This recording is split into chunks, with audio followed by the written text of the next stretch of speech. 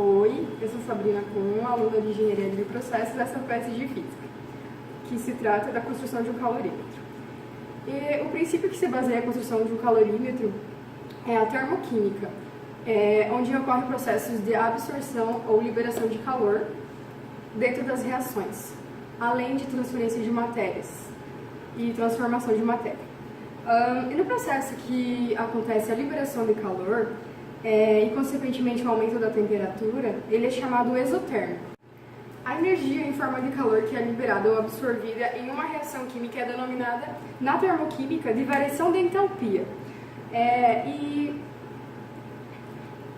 denominada de entalpia e é simbolizada por ΔH, certo? Dentro do conceito da entalpia, ela designa o valor da energia de cada substância dentro da reação. É possível calcular com ela. E a partir disso, então, o objetivo do nosso trabalho é a construção de um calorímetro de baixo custo, certo? E para um breve entendimento dos conceitos. Então, o objetivo é aprender como realmente funciona isso na prática.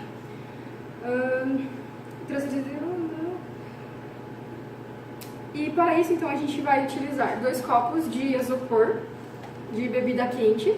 Um deles foi cortado de modo que se encaixasse dentro do outro e foi adaptado um termômetro dentro dele, de modo que não encoste no fundo do copo. Vamos usar 125 ml de água, 8,5 gramas de hidróxido de sódio, NaOH, e vamos fazer. Vamos colocar a água. Vamos medir a temperatura da água no primeiro momento.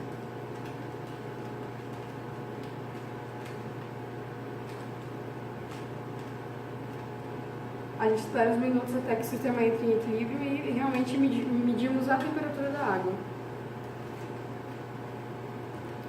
Por que a utilização de um copinho de isopor? Porque as paredes deles são adiabáticas, então a gente realmente vai estar medindo a temperatura da reação e não vai ter troca de energia com as vizinhanças. Certo? Então, a gente mediu a temperatura da água. Vamos adicionar o hidróxido na água dentro do copinho.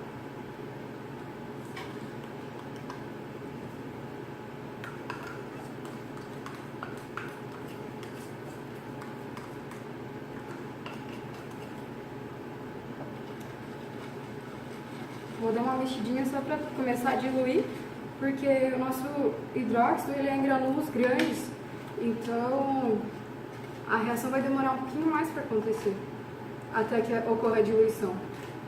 E aí a gente vai mexer para diluir. E a diluição é a reação. Posteriormente a gente vai aferir a temperatura final durante e final da reação, até a diluição total do NaOH. Após a realização desse experimento, a gente pode notar que a reação é um processo exotérmico devido ao aumento de temperatura inicial para o final, pois os produtos então que foram gerados dessa reação são íons Na+, e OH-, ela liberou calor. A temperatura foi de 19 graus Celsius para 27 graus Celsius. Então, teve um aumento bem considerável da temperatura, induzindo que essa reação é exotérmica. Então, outras considerações que a gente pode ter feito é que é o seguinte, esse termômetro ele não é totalmente confiável, então pode ter tido outras variações, até porque ele oscila muito com a questão de você medir, ele não afere exatamente a temperatura, ele oscila muito, então deveria ser utilizado um termômetro mais eficiente. Mas a partir disso os nossos resultados foram esses. Para a realização do cálculo, nós teremos ΔH H igual a delta U menos W, menos o trabalho, que é igual a delta a entalpia, que é igual à variação da energia interna, igual à variação de calor menos a variação do trabalho. Mas como se trata de uma dissolução, onde a gente não vai ter variação da quantidade, da densidade, né? Então, a gente não vai ter trabalho. Então, trabalho é igual a zero. Então, a gente vai ter que a entalpia vai ser igual à variação de calor, que calculamos Q igual a M vezes C vezes a variação da temperatura.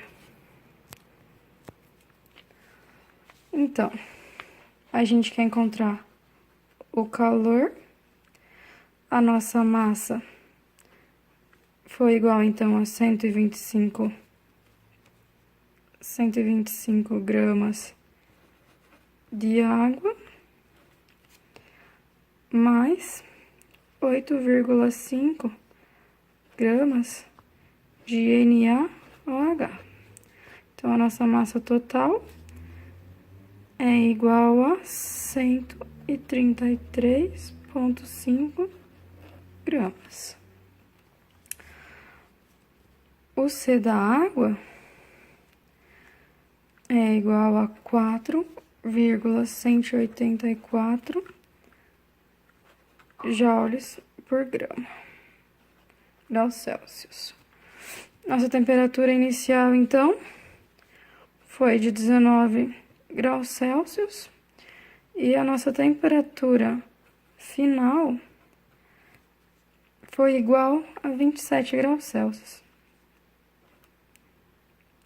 Essa variação tão drástica na temperatura foi devido ao termômetro utilizado, que ele não foi tão eficiente. Ele, não sei se tinha alguma coisa com ele em si, assim, mas enfim, o importante é, vamos lá. Então, nosso Q vai ser igual a 133,5 vezes 4,184. Aqui é gramas, aqui joule por grama, vezes, então, a nossa variação de temperatura, 27 menos 19.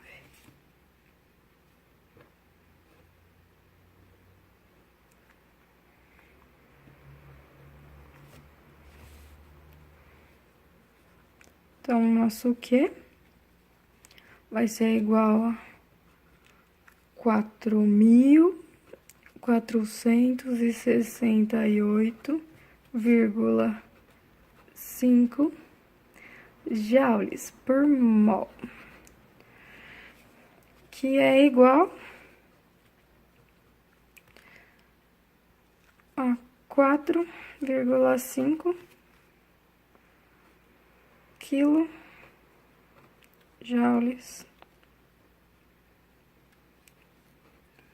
por mol. Confirmando, então, a liberação de calor, sendo uma reação exotérmica.